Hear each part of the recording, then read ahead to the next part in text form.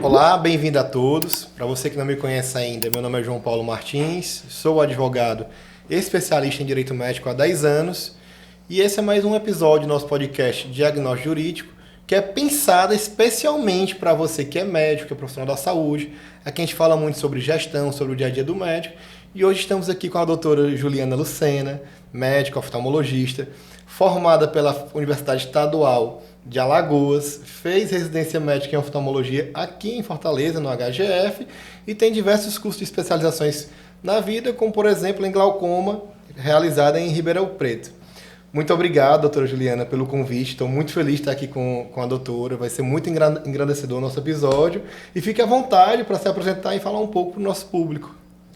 Eu agradeço o convite, é uma oportunidade, sempre importante a gente trazer esse conhecimento aí, principalmente para os médicos, né?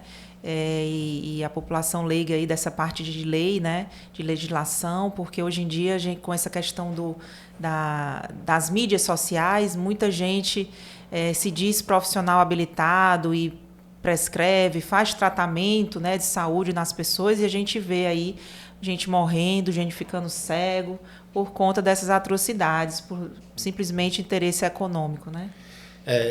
As mídias sociais, doutor, já que tocou nesse assunto, ela é muito importante para todo mundo, né? Porque ela aproxima, mas também esse acesso, a gente tem que ter cuidado, e quando eu digo a gente, todos nós, né?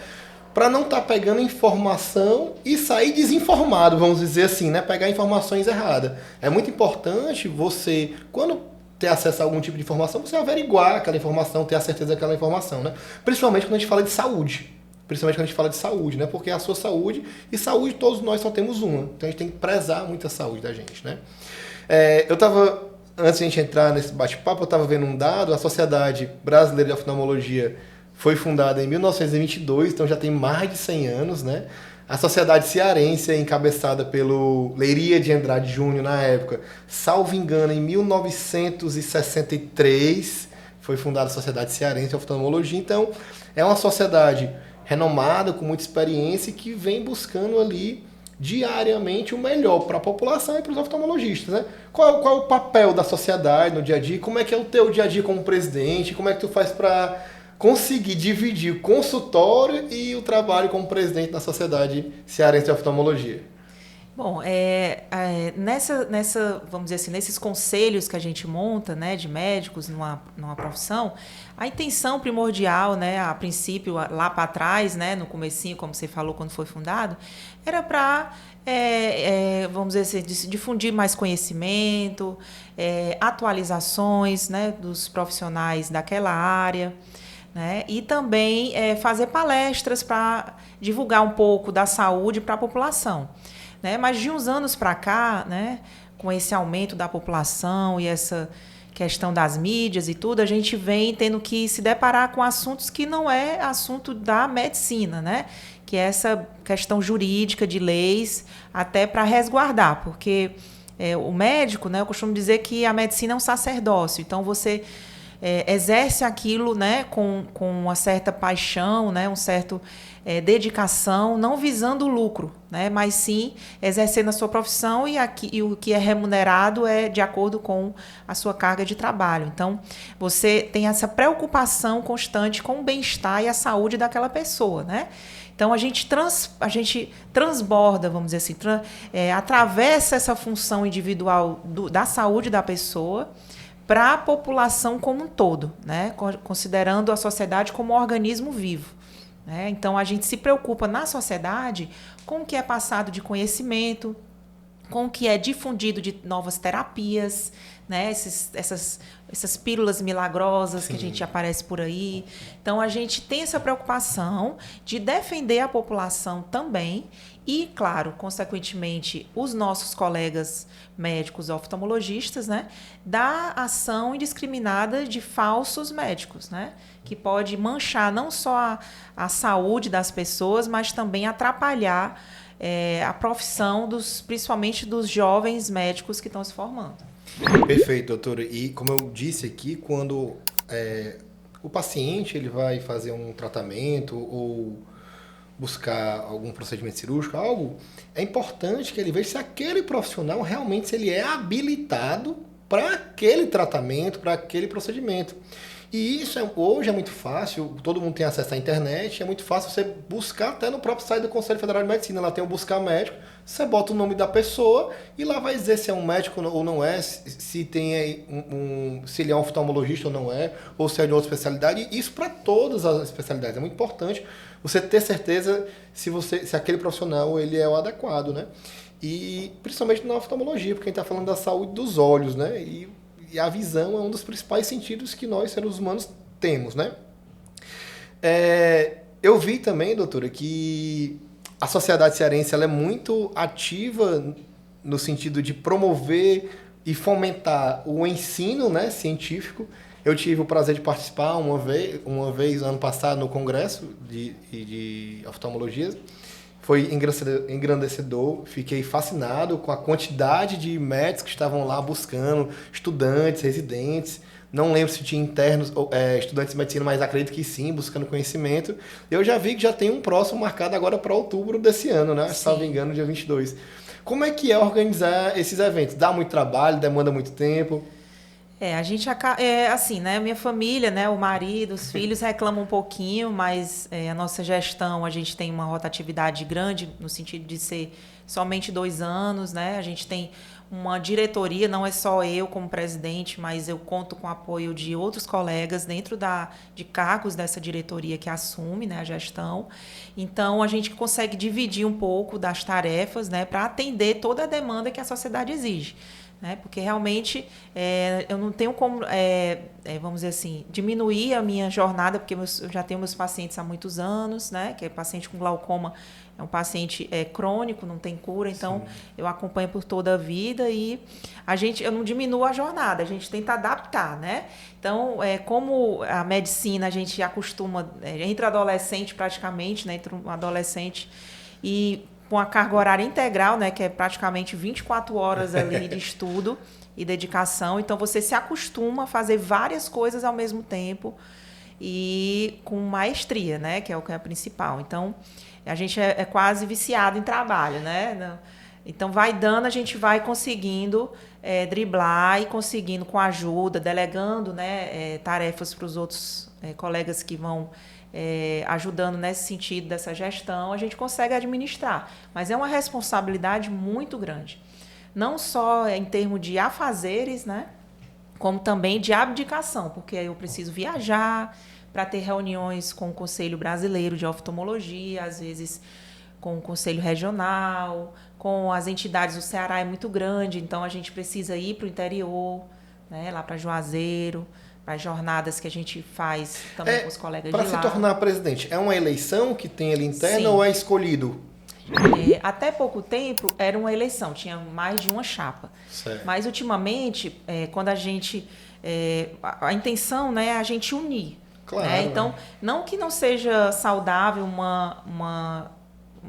exercer a democracia no sentido de uma eleição com várias, né, correntes de pensamento, mas como a gente conseguiu ter o pensamento parecido, né? E tem uma alternância, né? Isso, então, como o perfil do médico mesmo, ele não quer, enfim, ter contato com essa parte administrativa, essa parte de oratória, né? Essa parte enfim, de brigar com essa coisa de lei e tal. Não é muito, vamos dizer assim, procurado. Tem gente que não quer de jeito nenhum, né? Então, precisa ter um pouco de coragem também, porque a gente recebe ameaça de morte de falsos médicos. Então, precisa ter um pouco de sangue no olho para poder conseguir aguentar. Então, não é tão disputado, mas politicamente a gente meio que tem, vamos dizer assim, antigamente se disputava politicamente o cargo. Hoje, a gente entende que antes da política existe o bem-estar para todos, que é a união dos colegas em prol de uma coisa só, que é o quê? conhecimento, melhores honorários, né, que a gente também tem essa função juntamente com a cooperativa, que é a COFTAUS, Cooperativa de Oftalmologistas. Perfeito. A gente briga, a gente vai atrás dos convênios para conseguir melhores remunerações para os nossos oftalmologistas. E também temos que defender a nossa classe dos falsos médicos. Então, como todo mundo está falando a mesma língua e a gente conta com o apoio de todos os colegas... Tem uma sintonia, né? Não fica ninguém de fora. A gente convida, por exemplo, na próxima gestão, já está se montando a chapa, vamos dizer assim, que ainda, né, continua sendo única, mas que tem representante de todas as entidades grandes aqui, de clínicas, de colegas que gostam de estar participando da diretoria. Então, todo mundo é ouvido, né? E o legal também é... Porque a gente, claro que existe uma política aí, mas vocês conseguiram trazer uma harmonia, uma alternância, né? 2 anos o mandato. E o melhor é que ninguém fica tentando sabotar, como existe mais de uma chapa, acaba tendo isso na política. Por mais que seja uma entidade de classe, uma entidade intelectual, a gente sabe que isso pode acontecer. E o legal não, o legal disso é porque todo mundo trabalha em prol de uma única coisa, que é o melhor para a sociedade cearense de oftalmologia, né? Mas realmente acontece, assim, quando vai para algum embate, ameaças de morte, ameaça à vida. Um falso médico? Nossa, recebe demais. E como é que tu consegue conviver com isso? Olha, eu acredito em Deus em primeiro lugar. Eu acho que o dia da gente morrer já tem o dia certo, entendeu? Então, meu carro não é blindado, né? Então, quem tá blindado por Deus e a gente acredita na lei. Eu não faço nada. Mas tu leva ao conhecimento da autoridade policial? Com certeza. A gente tem um escritório de advocacia muito forte, muito presente na sociedade cearense, né? E a gente está amparado também pelo Conselho Brasileiro de Oftalmologia. Quando eu recebi as ameaças, né, no ano passado, o presidente da Sociedade Brasileira entrou em contato imediatamente comigo, preocupado, dando total apoio. O Conselho também e o Sindicato do Médico, acredito que deva dar um... Também o sindicato, né? Então, a gente tem amigos, né, vamos dizer assim. E, na verdade, o que eu prezo, né, pela verdade e a transparência. Então, não há o que dizer em relação ao que eu disse que se estava errado ou se eu ofendi. Na verdade, eu usei a verdade como sendo, vamos dizer assim, uma arma que deve ser utilizada numa discussão, num debate, quando o centro da coisa é a saúde. Então, a minha função é ser defensora da saúde, não só dentro do consultório, como fora do consultório. Então, eu uso da verdade para isso. Não quero tirar, foi até alguns vieram conversar comigo, alguns falsos médicos, e foram reclamar, dizer que era o sustento da família. Eu digo, olha, amigo, eu não quero tirar o sustento, eu quero que você continue sendo próspero, trabalhando, mas não ocupando uma função que é do médico. Né? Que sim, dentro da atribuição que essa pessoa deve... Sim, eu defendo que tem que existir a ocupação, né, que trabalha com essa adaptação de óculos, de aviamento de receitas dos médicos, tem que existir, claro, porque o médico ele faz a prescrição, mas quem é que vai estar lá dentro da ótica vendo se o paciente está se adaptando, né? Que às vezes pode acontecer. Então tem que ter o profissional aí, uma ocupação que veja essa parte, com certeza. Mas a sociedade depende que ele trabalhe dentro das atribuições sim, dele, né? Claro, que não a gente não pode deixar ultrapassar, com certeza. Perfeito. E é muito importante, aqui no escritório, nós somos um escritório especializado em direito médico, e é muito importante tocar nesse assunto, como você tocou, que tem um jurídico forte, especializado.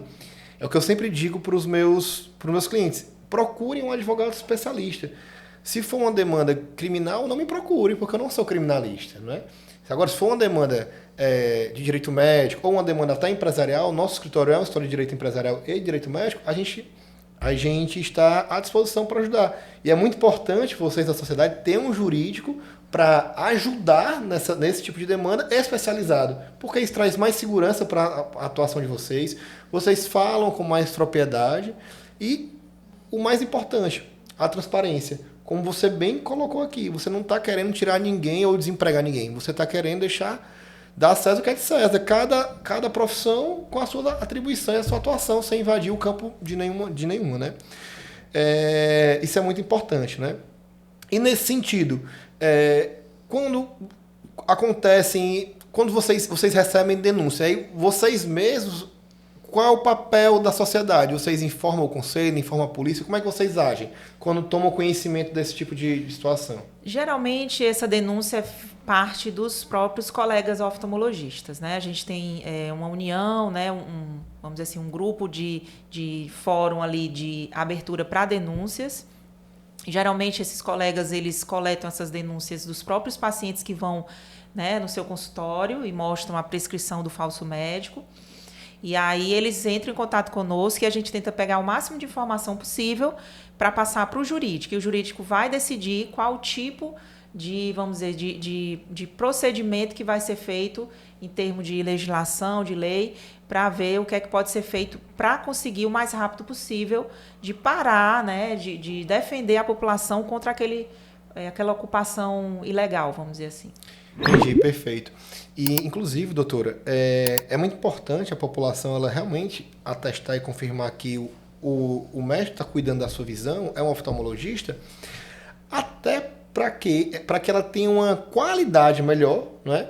E aquele profissional oftalmologista, ele está sempre buscando melhorias, sempre buscando se atualizar, estudar, trazer melhores técnicas, que na oftalmologia em especial não são baratos os equipamentos, todo mundo sabe disso, né? Que para montar um consultório não é barato.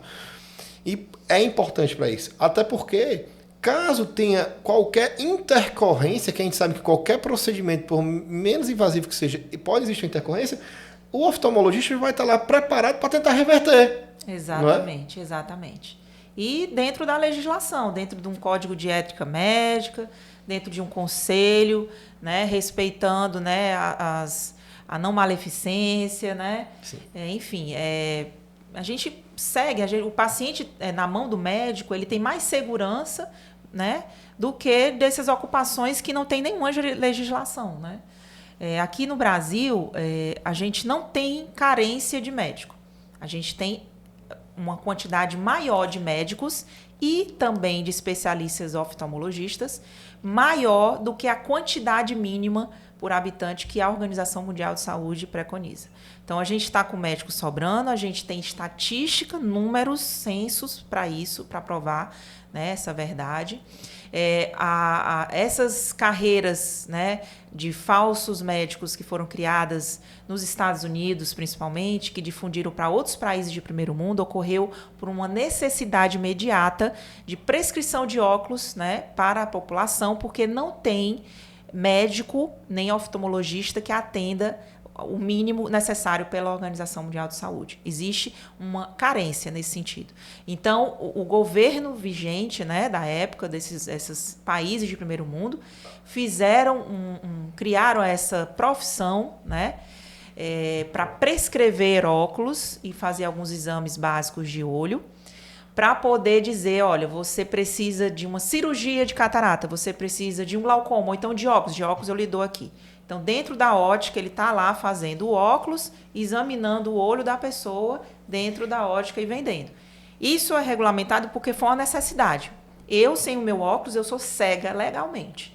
Eu não consigo dirigir, eu não consigo sair de casa nem trabalhar. Então, eu preciso do meu óculos para sobreviver. Então, se eu perco o meu óculos, como que eu vou sair de casa para trabalhar? Então, isso é uma emergência. Emergência. Eu preciso resolver isso agora, de imediato. Então, lá criou-se isso para que as pessoas tivessem acesso direto ao seu óculos, de forma rápida.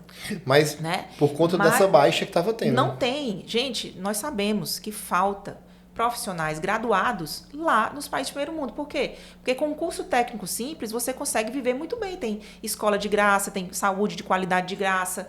Eles dão até, enfim, salários compatíveis com auxílio moradia. Poxa, qualidade de vida. Então, as pessoas não precisam correr que nem aqui, desesperado para ter mestrado, doutorado, pós-doutorado, mais de uma graduação, né? Então, é diferente. No Brasil, a gente está, ainda mais com essa política do governo de aumentar a quantidade de médicos, a gente está com médico desempregado. Tem oftalmologista que não está trabalhando, que é recém-formado. Na oftalmologia, está dando plantão de clínica porque não tem onde trabalhar. Então, a gente precisa pegar esses jovens profissionais oftalmologistas e dar condições para eles trabalharem na atenção primária à saúde.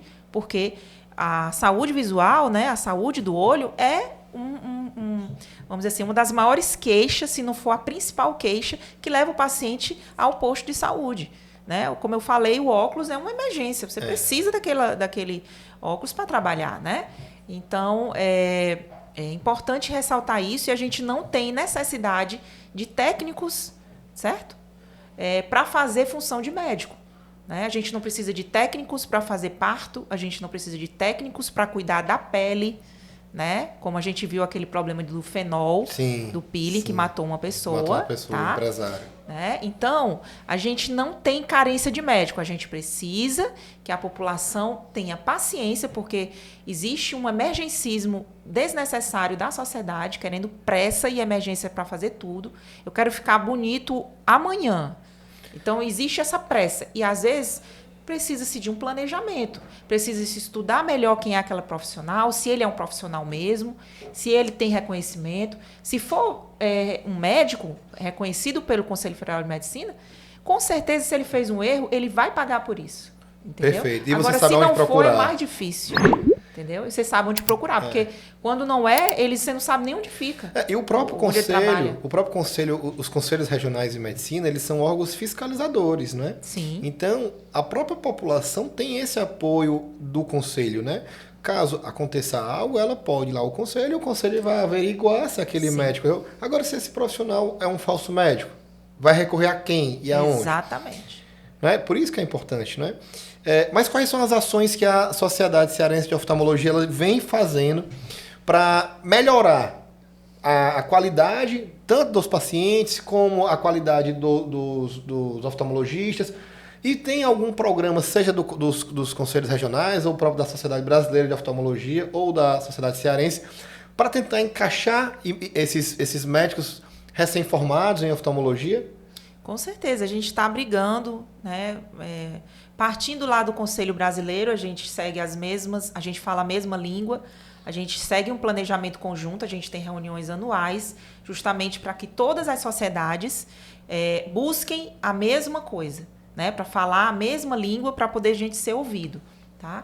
Então, é uma voz única, partindo do Conselho Brasileiro de Oftalmologia, que a presidente atualmente é a doutora Vilma, e a gente faz essa ressonância aqui no nosso estado. Então, a gente vai dentro dos gabinetes dos deputados, falamos com políticos, vamos dentro da Secretaria de Saúde, estadual, municipal, levar o conhecimento, a necessidade, a estatística mostrando a fila aqui do SUS muito grande, né, para se conseguir um óculos, ou seja, a pessoa passa mais de 6 meses, um ano, esperando para conseguir fazer o exame com o oftalmologista para fazer o grau. Isso é um absurdo. Então, a gente sabe que existe, né, algumas ONGs, que já tem algumas aqui no Brasil atuando, que consegue fazer com o médico oftalmologista a consulta e já dá o óculos para aquela pessoa. Um óculos que não é chique, nem aquele óculos de tecnologia essencial, alemã. Né?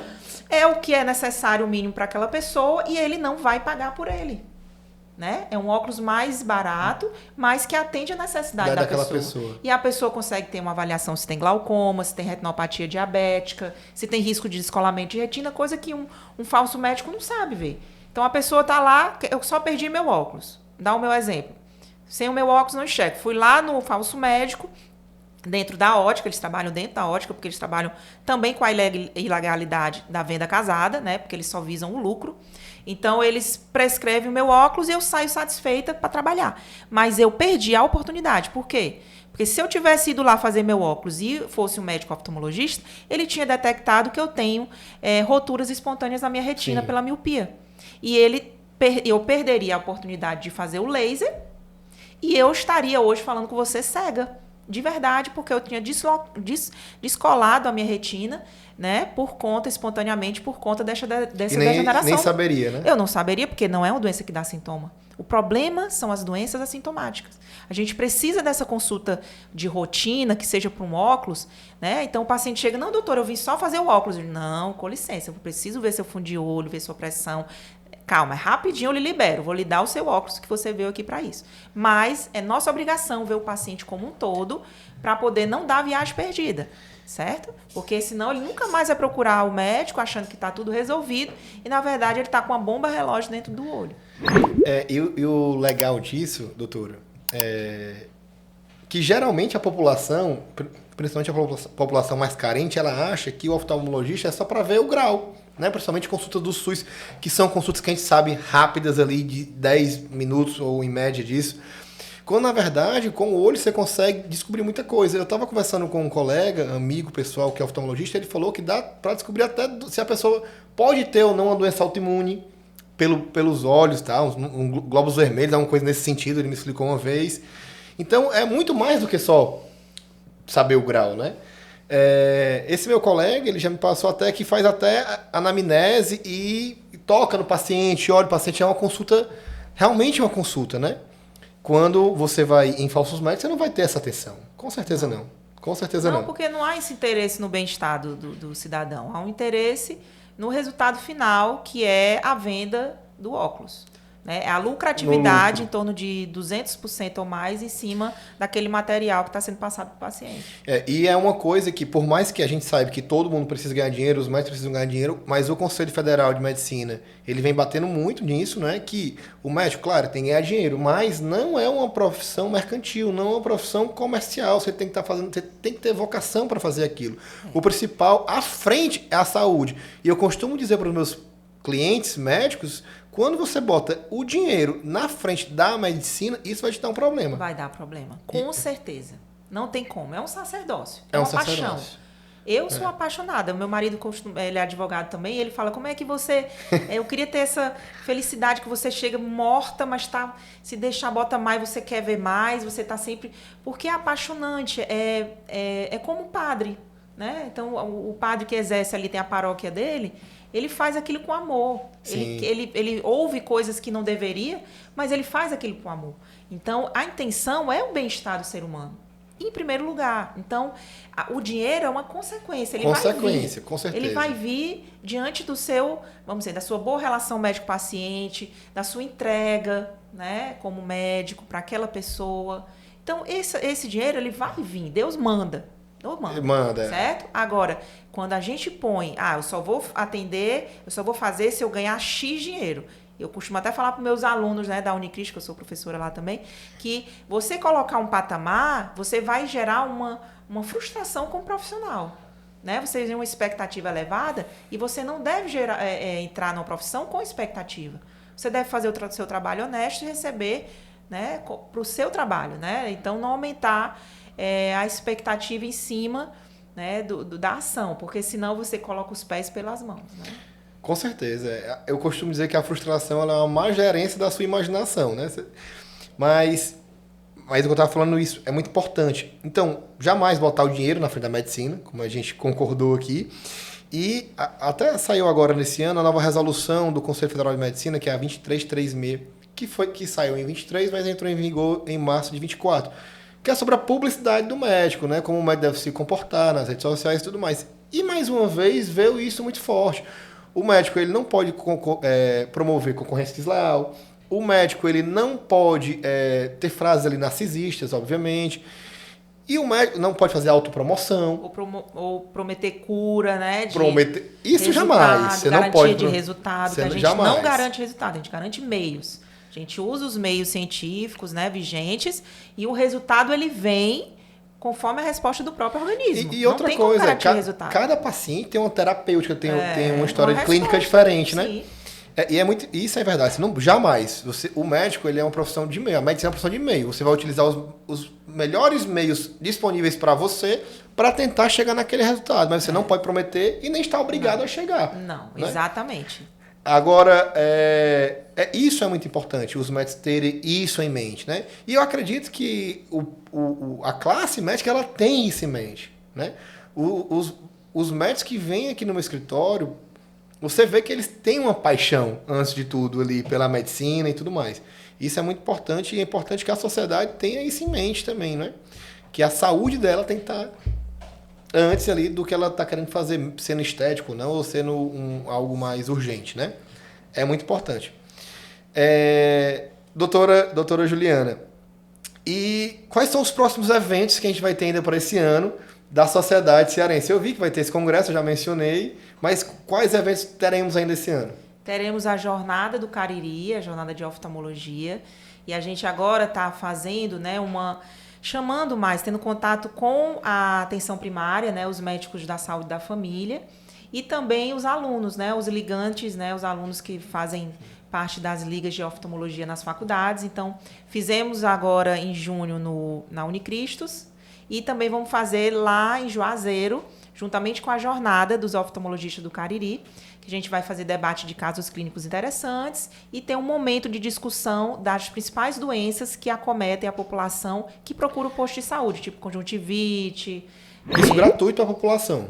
Não, aí no Isso caso para os pros alunos e certo. os médicos da saúde da família. Certo. Né? Para mostrar para eles o arsenal terapêutico que tem, vigente, porque às vezes eles não conseguem, assim, na faculdade não dá tempo de mostrar quais os colírios que usa para lubrificar o olho, para tratar uma conjuntivite, qual o perigo é prescrever um corticoide colírio que pode dar glaucoma. Então a gente vai trazer um pouco mais de segurança em termos de conhecimento, educação continuada para os médicos da saúde da família e também para ajudá-los a encaminhar melhor os pacientes, fazer um diagnóstico melhor, mostrar que a gente vai ter, dentro em breve, uma ferramenta nova na atenção primária, que são os dispositivos de captação de imagem do polo posterior, da retina. Né? Então, nós temos aqui na Secretaria Municipal o Retina Fácil e na Secretaria Estadual a gente tem o Ayer, que é um dispositivo que você faz a captação através de um aplicativo de telefone, você dilata a pupila do paciente e faz a captação da imagem do fundo de olho e esse aparelho vai dizer, né, vamos dizer assim, qual a chance de ter uma retinopatia que precisa de laser. Isso né? é um aparelho que se acopla no celular e consegue ter esse acesso. Isso Legal. seria uma segunda opinião que o médico do posto teria e tem a teleoftalmologia, que também vai estar entrando, né, o governo federal aprovou. E vai ter um oftalmologista sempre disponível para tirar dúvidas a respeito de um tratamento ou de um encaminhamento de um profissional da atenção primária, um médico generalista. Então, a gente está ampliando. Vai ter agora na Jornada do Cariri a primeira vez, tem o Congresso Cearense, que a gente vai trazer tudo que há de atualização aí para os nossos colegas oftalmologistas e também confraternizar, né? Que é importante. Com certeza, a gente network, manter contato, né? Tem competição de melhor fotografia de olho, tem competição de melhor trabalho científico. Os alunos conseguem participar também, ver se gosta da oftalmologia, se quer exercer a oftalmologia, os alunos de medicina. Legal. E, doutora, e nesse mesmo sentido, também existem programas gratuitos para a população? Sim. A gente sempre faz campanhas, né? Com certeza, agora em novembro, a gente tem o Novembro Azul, que é uma campanha que a gente faz triagem de pacientes com retinopatia diabética. Então, a gente faz atendimento gratuito das pessoas com diabetes para olhar o fundo de olho e ver se tem algum tipo de lesão que precisa de tratamento. Assim como a gente fez no glaucoma, né? No Maio Verde, que a gente fez o exame do fundo de olho e mediu a pressão para ver se tinha alguém com glaucoma, que é uma doença silenciosa. E também fazemos alguns atendimentos itinerantes em termos de prescrição de óculos também, principalmente nas comunidades mais carentes. Então, a gente às vezes viaja, leva o aparelho e vai nessas comunidades que não têm acesso, né? Sim. Que não tem oftalmologista por perto, a gente vai lá e leva. Leva esse acesso a eles, né? Gratuito. Sim, faz gratuitamente. Doutora, parabéns, assim, tô encantado, porque realmente a Sociedade Cearense de Oftalmologia ela é bem atuante, né? Mais uma vez, não sei como é que consegue se desdobrar, sendo presente da Sociedade Cearense de Oftalmologia, consultório, marido, filhos em casa. Eu acho que somente mulheres conseguem ter essa desenvoltura, né? Isso falando por mim. Mas, mais uma vez, parabéns. Gostaria de agradecer ter aceito o nosso convite, estar aqui. Estou muito feliz. Vai agradecer demais o nosso podcast. Os nossos ouvintes estão carentes de bons episódios. E obrigado pela atenção e por ter vindo aqui. Eu que agradeço o espaço e a Sociedade Cearense, falando em meu nome, estamos aqui disponível para tirar dúvidas, se quiser marcar aí uma conversa, um debate. É sempre a transparência em primeiro lugar, a verdade acima de tudo, e é assim que a gente trabalha, né, da melhor forma para as pessoas. Com certeza, mais uma vez, muito obrigado. E você, que é nosso ouvinte, continue assistindo nas nossas redes sociais e estou à disposição, como sempre, para tirar qualquer dúvida. Pode me mandar uma mensagem que estarei lá te respondendo. Obrigado.